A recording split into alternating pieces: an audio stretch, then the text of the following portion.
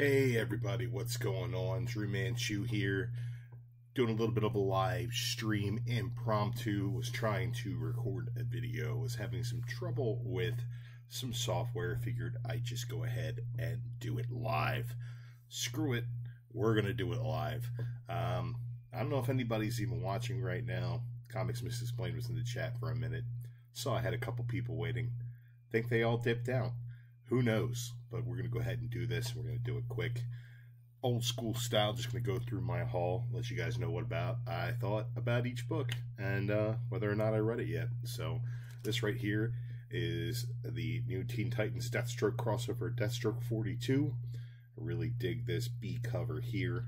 Have not had a chance to read it yet. But this is Deathstroke in the custody of the Teen Titans. So we'll see how he deals with that. One of my picks of the week this week, Justice League 21. This is the interdimensional Justice League trying to pull the wool over the eyes of the main Justice League. Finally, we're getting to see what they're up to. Mistleplick in the other side of things is blowing up and doing some powerful things, so we'll see what's going on there. I also picked up this B cover. I don't remember the name of the artist. This is the same artist that did that Cro-Magnon looking Aquaman head on the cover a couple weeks ago. This I think is much better. This is Superman displaying his power against the Justice League, kind of nonchalantly destroying them. Pretty cool stuff, and I really dig it. That's pretty much all I got DC-wise as far as Marvel. Everybody's reading The Immortal Hulk. This is number 16.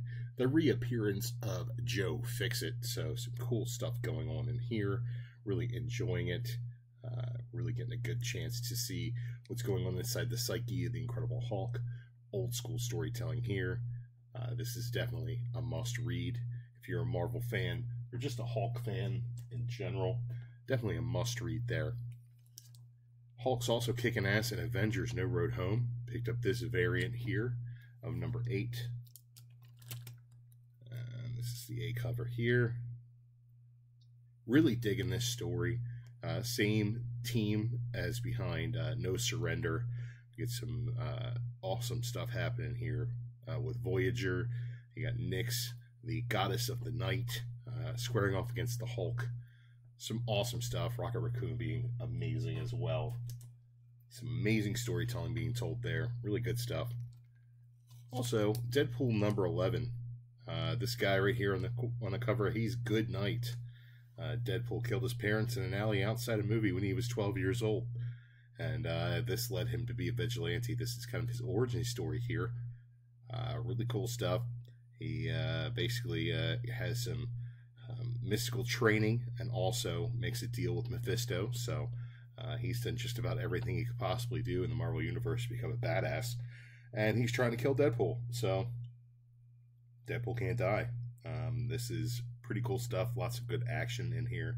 The art is fantastic. This is Scotty Young on the story. So you know it's hilarious. Definitely pick that up. Deadpool has been consistently good. No reason not to like it. Cosmic Ghost Rider destroys Marvel history. This is the second issue here. This is Frank Castle as the Cosmic Ghost Rider, trying to spend some time with his family before they're put to death by the Mafia, by the Magia family. This definitely was going to tie into that.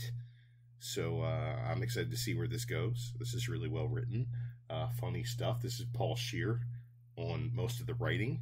Anybody who's familiar with him knows that he is a hilarious bastard. So be sure to check this out if you're looking for a laugh. Some heart-wrenching stuff in here as well, as you see Frank spending time with his wife and children, but they don't know that it's him. So it's kind of a unique thing. Major X. I'm just going to go ahead and say it. This might possibly be the best written story ever.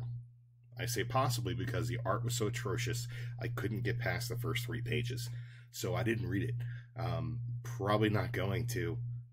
I got a couple copies of it in case it blows up. But, I mean, what the hell is even going on here? Jesus, this guy's got tiny feet and a giant bulge. What's going through Robert Liefeld's head? I don't fucking know. And everybody's got the same damn square-ass face. Can't tell the difference between Beast and Cable. Same damn dude.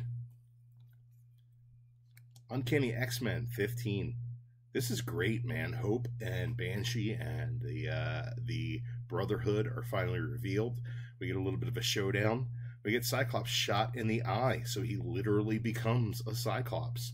And we also, at the end, have Dark Beast doing some experiments to help out the X-Men, but also putting all of the virus, the techno-virus, into one of Madrox's dupes. So that's kind of sick and twisted. That's kind of gross. But beyond that, really cool. Art's been really great. Rosenberg's telling a consistent story here. And I'm really excited where it goes in the future. This is building towards something, and I dig it. Prisoner X. This has been the best of the X-Men, Age of X-Man expanded universe event books. I have not had a chance to read this one yet, but the first one was the best down the group, so excited to get to that eventually. Got some indie stuff here. Got Oberon. I'm sorry, looking ahead. Paper Girls 27. Didn't get a chance to read that yet. Oberon number 3. I've been loving this, but didn't get a chance to read this yet. Black Hammer 45. I picked up both copies of this here, the A and the B cover. This is a really cool story about an all-black squadron of fighter pilots in 1945 fighting against gods and giant robots and monsters alike in the war. This is the Black Hammer universe, and it's really cool. Lemire and Falk storytelling. The Matt Kint art, though, is a little bit off-putting for me. I can't definitely recommend that for anybody. If you're a fan of Kint's art, then jump on it. If not, then you're going to have this. This one's going to be a hard one for you to get over. I love this Black Hammer universe, but this Kint art is really, really not my thing. Pocan Joe's in the chat. What's going on, Pocan? Doing a little bit of a haul video. Had some software issues, so I'm just doing it live. Black Hammer number 9. I picked this up this week. Also, this copy as well. Finally, things are starting to come back together for this team. We get some really cool stuff with the Martian, Barbalian, and his Martian history. So some cool stuff going on there. I really dig that title. Abraham Slam gets his ass handed to him on the subway. They're getting messed up left and right, but it's a really cool story. I really dig it, and I'm happy to see that it's going somewhere. Now for my pick of the week, guys. I was not on Blaster Stash It this week. Lots of cool things happening in my life, like having to work and catching the end of WrestleMania kept me from Blaster Stash It, but this would have been my pick of the week. This is War of the Realms number 1. This is the 1 per store party variant. I dig that there.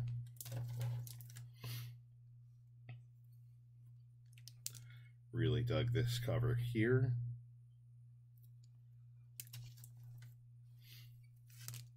More sketch cover goodness right here. 2 hours of work, then bathroom break, Mr. George Perez right here. Sick ass variant right here. Is that the 1 in 10 or the 1 in 25? I don't remember, but I got the other one right here. And the A cover here. Now, I thought the art in this was fantastic. There were a few spots where Russell Dauterman's work really didn't fit the story. But beyond that, I think that's a little nitpicky. I think that this writing is really fantastic. I think that it did a really good job of really tying stuff in from Thor, and really paid homage to what's going on in Avengers. At the same time, we get the mountain, the Avengers Mountain, as part of this story. We get Thori in there, who's badass every time you see him. And the final page in this story with Thor claiming he's going to bathe himself in the blood of the Frost Giants is just absolutely phenomenal. If you're a Thor fan, pick this up. If you're a Marvel fan, pick this up. This is just really great stuff. From top to bottom, really loving War of the Realms so far. Can't wait to get into it. So, a few more issues, and we'll know exactly where it's going. But for now, man, War of the Realms. Man, I'm happy with all these variants. And overpay for any of them. And really, really digging the story, man. War of the Realms is a definite stash. So be sure to pick that up and read along with everybody. What's going on, the Comic Collector? Good to see you in here. Doing a little bit of a haul. Just pretty much got through my books from last week. I was going to record this, but had some software issues, so we're just going live. Just going to hang out and shoot the shit. You're one of, what, 3 people watching the show right now, so good to have you on board. Let me wet my palate with a little Deer Park natural spring water, sparkling lemon and lime. It's like Sprite without all the fun sugar. Now, another reason I want to make this video, guys, is I've created myself a new hole of collecting, a new obsession, if you will, and that is Krypto, the Super Dog. I'm loving Krypto, the Super Dog, right now. Just about everything I can get my hands on with Krypto. I had to pick up this pop figure as soon as I saw it. I think Krypto is one of the coolest things ever. I'm really a dog guy. I love my pup more than just about anything. And a good dog is a good friend. And Krypto is one hell of a dog. This really is a new thing for me. I don't have too many Krypto covers. I think I probably have a few that I haven't dug out just from being in my runs of Action Comics or something of that nature. But this is pretty much the cover that started this obsession for me. This is Amanda Connor's cover of Supergirl 21. I absolutely loved this cover. It really spoke to me. I think that Supergirl has never been cuter. Krypto has never been more lovable. And to see the two of them together, it just puts a smile on my face, man. I really dig it. She did this run for a couple issues. I picked a couple of them. This is 22 right here. And Krypto in space there, hanging out. Supergirl. I really dig this one for 23, where they're surfing on a rocket. And this one's probably my favorite, was 24, which is they're having a snack in this outer space cafe, and Krypto is very wary of the tentacles coming out of his soup. That was really cool. I really dig that. I like Connor's work on more cartoony things. I'm not a big Harley Quinn fan, so her work on Harley Quinn was not really something that I collected or even gave a shit about. But these Krypto covers on Supergirl are fantastic. Really digging that. Got a couple of other books that I dug out with Krypto on the cover. This is Superman 712. Love Krypto flying away from Kent Farm, silhouetting himself on the moon there. Really cool. I like the lighting on that. Neat looking book.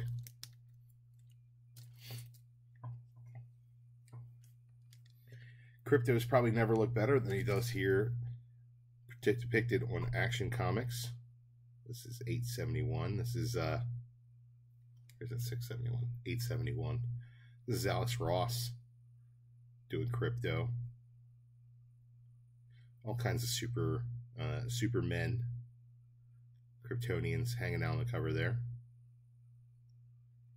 Comic Collector, man, I don't collect Supergirl either. I got into the Art Germ variants, and then Connor did a run of variants, and they were definitely my favorite. They were way better than the Art Germs, so I don't know why people are chasing that digital painting nonsense when you can get some delicious Amanda Connor covers with Krypto on them. But hey, it is what it is. And now if Art Germ did some Krypto covers, I definitely would be sure to buy those. Double S, what's going on, man? Yeah, I am ready for New Comic Book Day tomorrow. I just did my New Comic Book Day haul from last week, a couple minutes ago. So you can catch the rewind if you want to see that. Yeah, I was going to sit down and do a haul video. Nothing was cooperating with me, so we are going live. This is Superboy number 3. I love these white variants here. Krypto on there, following Connor. Take Krypto off the cover, and it's absolute garbage. Put Krypto on it. And, oh, look at that. That's pretty awesome. Such a good boy. Making Connor interesting. Look at him, such a good boy. I picked a couple things up in C2E2. This is one of them. I've shared this recently, but this I picked up because it was cheap and had Krypto on the cover there. This is Superman at number 195.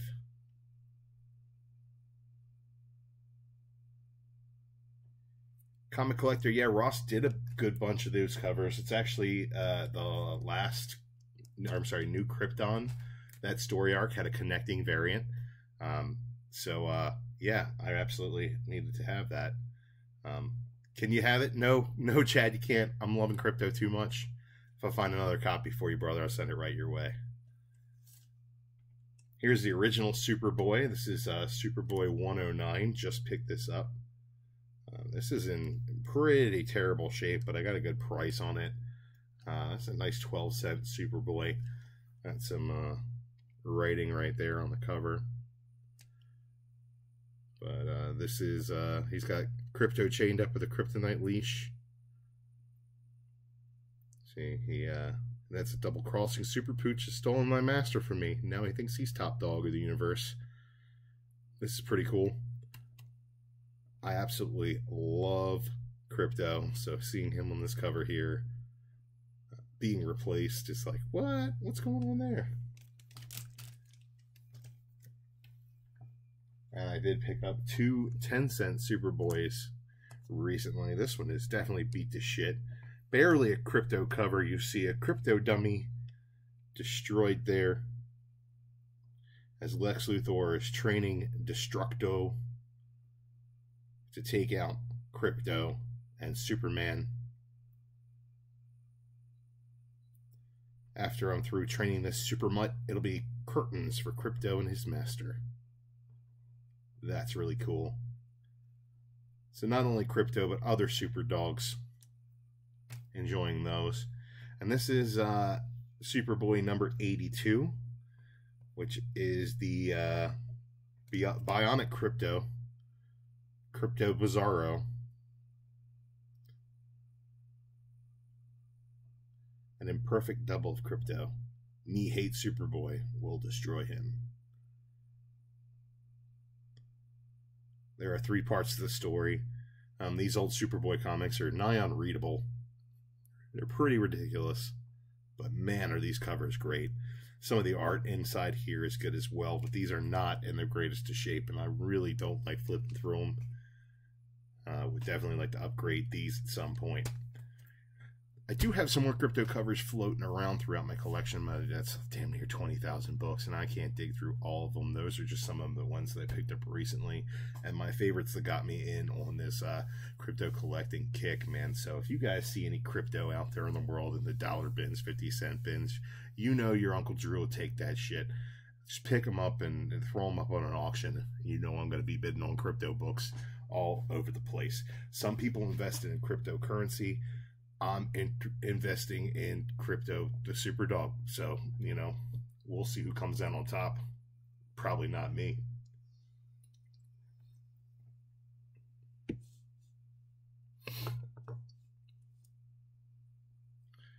Superman Volume 2 180 is the return of Krypto. I will have to get on that. I have a long list of Krypto key issues that I have pulled up on my phone.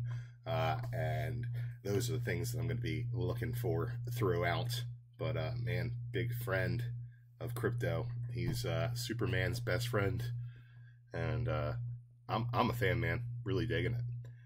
Beyond that, guys, I did pick up some figures recently. I know I've shared a couple different times that I picked up the Kingpin Build-A-Figure Wave. Pardon me as I reach over to grab this. Here you have Wilson Fisk. He's pretty badass. This is Kane here. Really freaking dig that. Really cool stuff here, and he is massive. This is a massive figure. Just for size comparison, let's see. Where's an average size figure? Here's a black suit Spider-Man's standing next to the Kingpin. I mean, he's just massive. He's just a big old fat boy. He's gonna put his fist through your face. Really loving this. This guy himself is worth picking up the entire wave. So check that out. Some cool figures in the wave beyond him. I was working on some figure reviews, but like I said, I was having some technical difficulties. I'm having technical difficulties speaking at the moment. I'm going to go ahead and pop at the chat and see what's going on. Seawood and Comic Core popped in. What's going on, Chad and Carson? Vince Explains been chilling the whole time here. Happy to have you, buddy. Double S, my nephew, and Pocan Joe, my brother, hanging out. Comic collector in here as well. Really happy to have you guys coming through and checking out what I'm doing here. Got a couple other things I want to talk about, guys. We talked about Krypto. We talked about my haul this week. Now, it's not the Daredevil Marvel Legends. It's a Spider-Man wave. Came with that black suit Spider-Man. This six-arm Spider-Man here. Badass Silver Sable. Splash, what's going on, brother? This new school Black Cat here. I don't like her nearly as much as the old school Black Cat, but pretty cool to have her. Also came with Puma. It's a pretty cool figure. Pretty obscure character.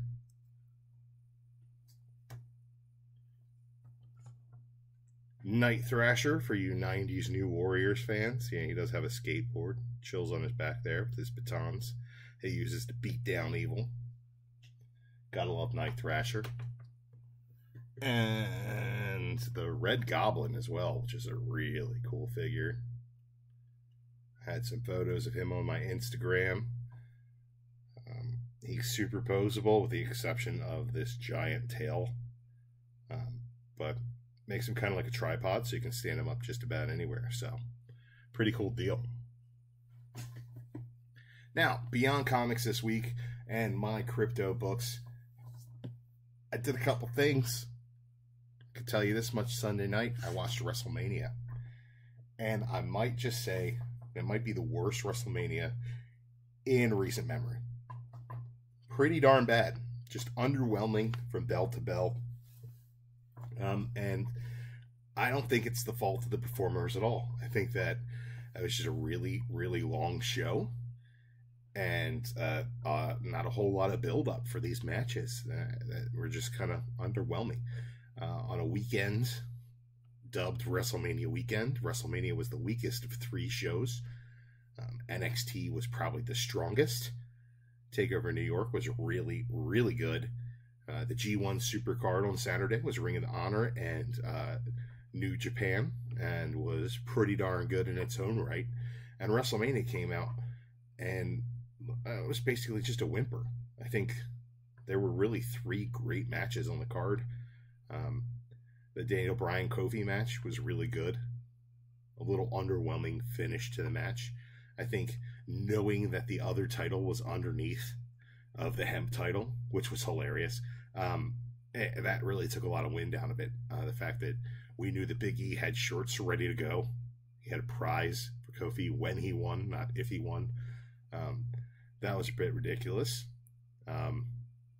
Yeah, and beyond that, there were only 2 really good matches that I liked. I liked Hunter and Batista, which I didn't expect to like, but at least it was interesting and well-paced, and they took the time to really put together a well-thought-out match.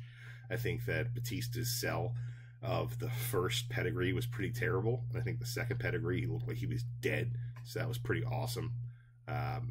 And, you know, Triple H broke his fingers with a wrench. I mean, come on, that's pretty dope. And then, you know, the third best match of the night was the match that started the pre-show, which Buddy Murphy versus Tony Nese for the Cruiserweight title. Nolan Nerd, what's going on, brother? You got something in the mail heading your way soon. Talking WrestleMania right now. And you know, the saddest thing about this WrestleMania is it's going to go down in history as a boring WrestleMania and a bad WrestleMania. And a lot of that weight is going to fall on the main event, which it shouldn't. Women, I don't think, are going to be main eventing WrestleMania anytime soon. I really don't think they will. Not till Vince is out of the picture. I think he's going to see this as a failure on their part, because not only did the main event feel rushed and feel like it ended out of nowhere, it ended on a botch where, because Ronda Rousey is so green, she doesn't know to just keep her damn shoulders on the mat when you're being pinned. They're going to come out and they're going to kayfabe it and say that, oh, you know, I wasn't pinned and referee missed it. But they're going to have to do that as damage control, because that was obviously a botch, because she adjusted herself for comfort. And basically the referee was out of position, and it was just bad all around the way that it ended.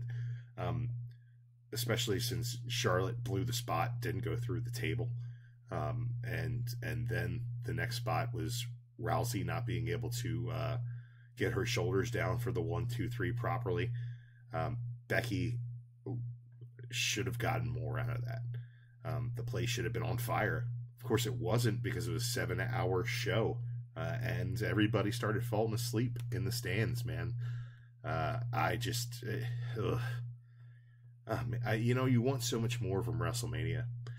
I've become one of those fans who has been basically SummerSlam, Survivor Series, Royal Rumble, WrestleMania, as far as WWE is concerned. I can't be a weekly watcher anymore. I've lost the ability to do that. Just find it too frustrating overall. Beyond that, though, a lot of hard work from a lot of really great wrestlers and performers.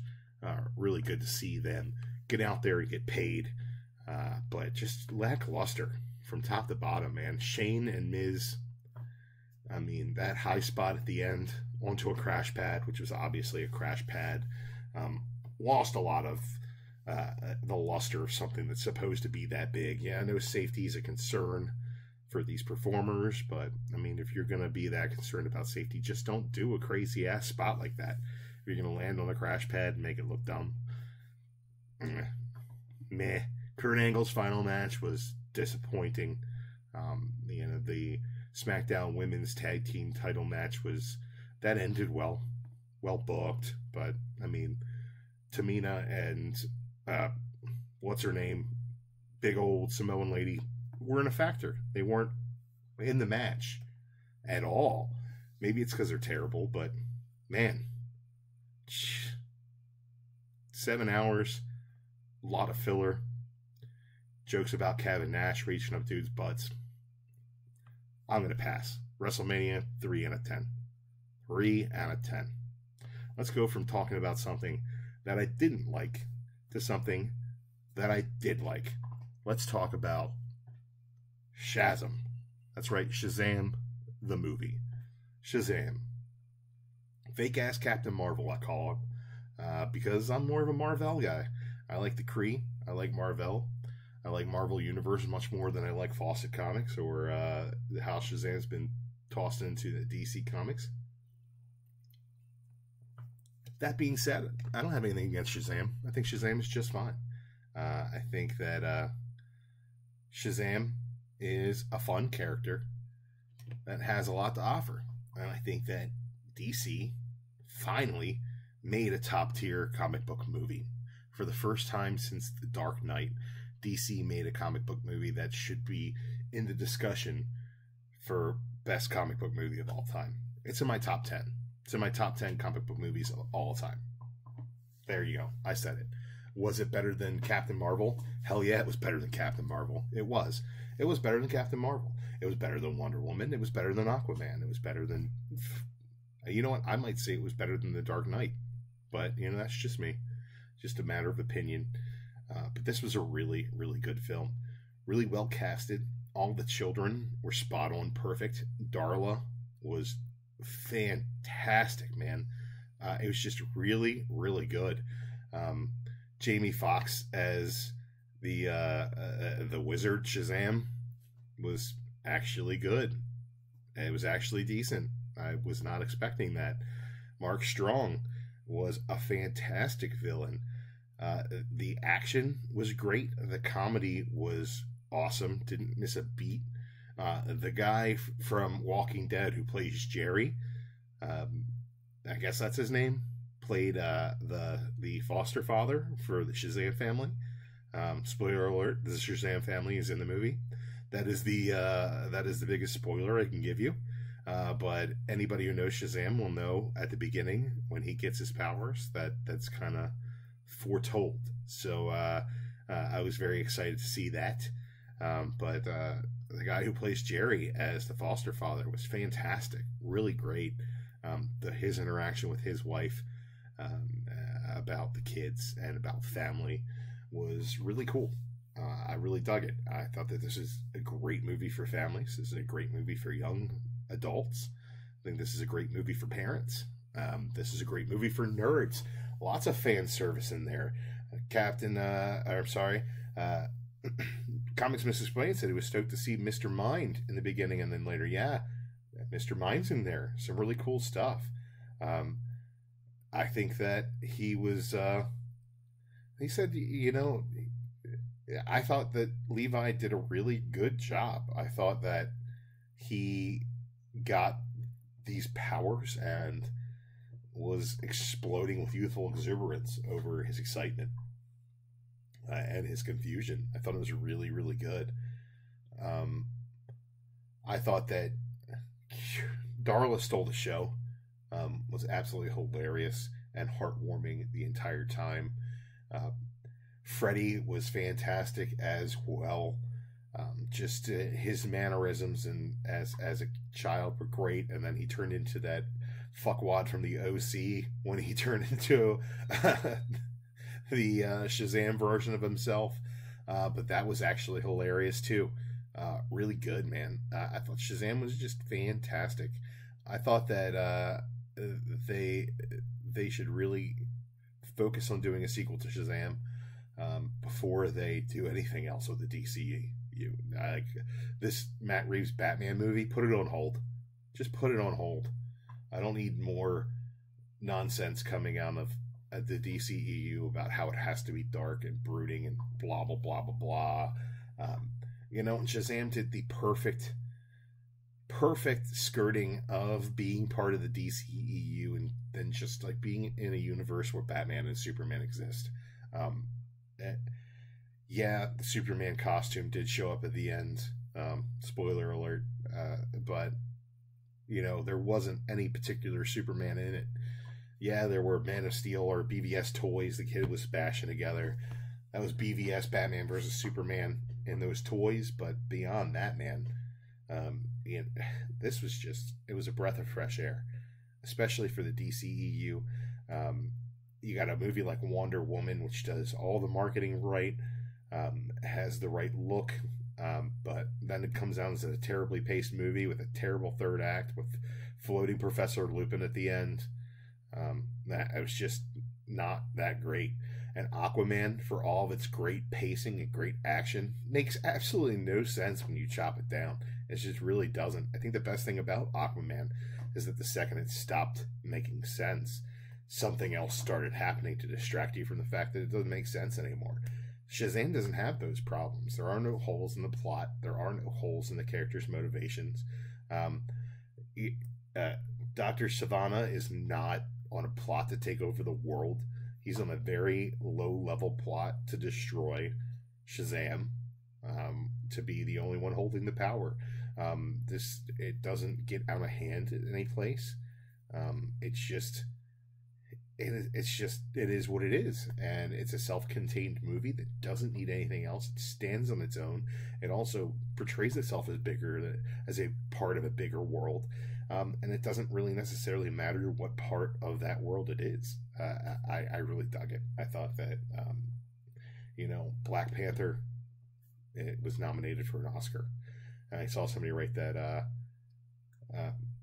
nobody will nominate this for an Oscar. This is 10 times the movie that Black Panther is. It really is. This is a fantastic movie. It's well paced. All the jokes land. All the characters have pathos and depth, and and even the parents who were in it for a split second, just they really shine as characters that you like and that you're rooting for. You know, Sivana's family, they're just awful, terrible people, and you get that vibe as well. I really dug the fact that Sivana's experimentation and science to find the magic is a big part of the beginning of this movie. The shared delusions, the experience, the dreams, the abductions by the wizard SHAZAM of all these people who he found to be unworthy. Really cool stuff. I dug it. I thought that the CG animations on the Seven Deadly Sins were also really cool and really well done. All the special effects in this movie were phenomenal. From the first set photos we saw of Zachary Levi in costume, where this looked laughably terrible, to the end result, it's miles and miles and miles. This was a fantastic film. This is, it ranks up there with the top Marvel movies, in my opinion. This is on par with Iron Man 1. This is on par with Captain America the First Avenger. This is probably better than Captain America the First Avenger. I think it's on par with, the level of fun in this. Hits you right in the feels, man. I heard a lot of people say that it's like Big. And yeah, some of it is like Big, and they do definitely have an homage to Big in it, but I don't think it's like Big. I think it's just, it's kind of hard to put your finger on what it's like. But I felt the whimsy and joy of being a kid again, like being a 12-year-old seeing this movie, has got to be amazing. I get the feeling of these children being real people, having real characters. And I really dug it. I thought it was really well cast, really well acted, well written, well directed, a really well shot, well put together movie. I can't find anything about it that I don't like. Man, really cool stuff. This is it's a 4.5 out of 5. It's a 9 out of 10. This movie is damn near perfect. It could have been bigger. Sure. That's the only thing I can say about it. Could have had Black Adam in it. Sure, maybe in the sequel. Did we get a CGI Black Adam? We saw a CGI Champion wearing the SHAZAM costume. It could have been Black Adam. It could have not been Black Adam, but we don't know. So maybe it is, maybe it's not. I have a feeling that we will see that again, and we'll get more out of it. But I think that Black Adam would have been really misplaced in this movie. I think that this is really going to be one that people are going to see more and more. I want to take my daughter back to see it. I want to take my girlfriend and her kids to see it. I think that this is appropriate for just about all ages, and is one of those movies that'll end up being pretty timeless. Not since Superman the movie have we felt this kind of hope and optimism from a DC property on film. And I mean, if you go back and watch those movies, they just don't hold up anymore. This movie's head and shoulders above Superman 2. It's definitely better than The Quest for Peace. So, I mean, as far as DC movies go, this is probably my 1/2. I think it's on par with The Dark Knight. I definitely had more fun watching this movie than I did with The Dark Knight. I think The Dark Knight definitely is a different type of movie. That being said, I think that I rate that probably a 9 out of 10 as well. So these are like on par. I think this is a little bit better than Batman Begins, which was my second favorite. So as far as DC movies go, man, SHAZAM battling for top spot. Who'd have thunk it? Who'd have thunk that SHAZAM would have given me a gasm? Really good stuff, man. SHAZAM, go see that shit. Go see it now. All right, man. That's man, I've been talking for like 40 straight minutes. We talked about SHAZAM. We talked about Krypto. We talked about Marvel Legends Build-A-Figures. We talked about the books that came out this week, including War of the Realms. I'm super excited for what's coming out this coming week. And tomorrow I'm going to go to that LCS and I'm going to pick some stuff up. So I'm really excited about that. Very happy to have some people stop through the chat and check out what I'm doing. If you guys look at that ticker down below, it says it all. It says watch, blast it, or stash it.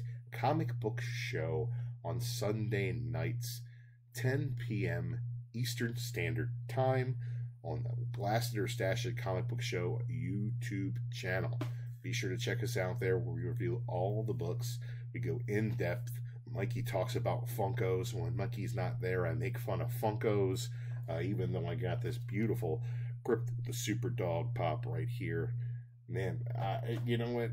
It's been a wild ride since we started doing this Blaster Stashing thing a couple of years ago. Meeting these guys at cons has been fantastic, and I think that our rapport has just grown over the years. So if you're looking for a good show to watch, most people who are in the chat watch it on a regular basis or stop through or know us all. So basically anybody who's watching on the rewind, be sure to check out Blast It or Stash It.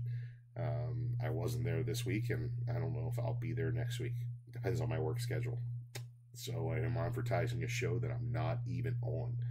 In the meantime, I'll advertise some more shows that I'm not even on. Be sure to check out Discovery Bay Comics. If you're not subbed to him, he does a channel guide that makes sure that I don't have to shout out other channels, because he's going to shout out every channel.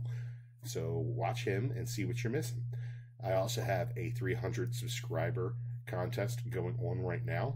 Find that video, click on it, watch a little bit of it, learn that the instructions say to comment on that video with your favorite con experience. You do that, you're in the running for a box of goodies. It's really that simple. That simple. Check it out. Yeah, beyond that, man, I've said beyond that a bunch of times, which means that it's time to end this thing, guys. Hey, I'm Dru Manchu. Thanks for stopping by. Collect what you love, share what you find. I'll see you guys next time. Dru Manchu BAY BAY.